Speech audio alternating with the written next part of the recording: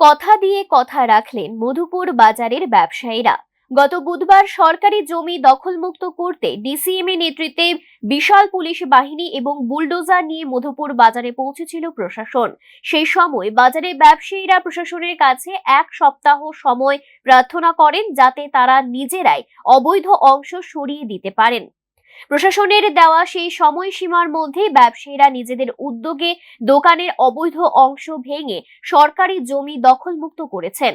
ফলে বুলডোজার অভিযান ছাড়াই বাজারের একাংশ এখন সম্পূর্ণভাবে খালি হয়েছে। এদিকে ব্যবসায়ীদের দাবি, তারা প্রশাসনের নির্দেশ মেনে সহযোগিতা করেছেন।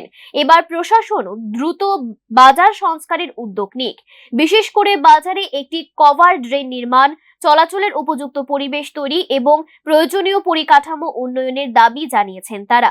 ব্যবসায়ীদের বক্তব্য, সামনে দুর্গাপুজো সহ উৎসবের মরশুম, তার আগেই যদি বাজারের সংস্কারের কাজ সম্পন্ন হয় তাহলে ক্রেতা বিক্রেতা উভয়ই খুবই সুবিধা হবে এবং বাজারের পরিবেশও আগের মতো স্বাভাবিক হয়ে উঠবে।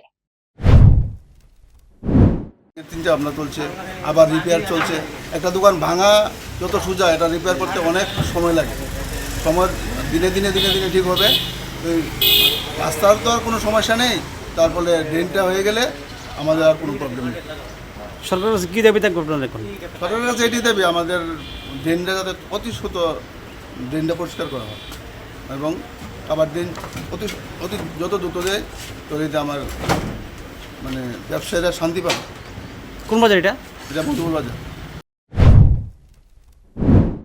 এখন ব্যবসায়ীদের নজর প্রশাসনের পরবর্তী পদক্ষেপের দিকে।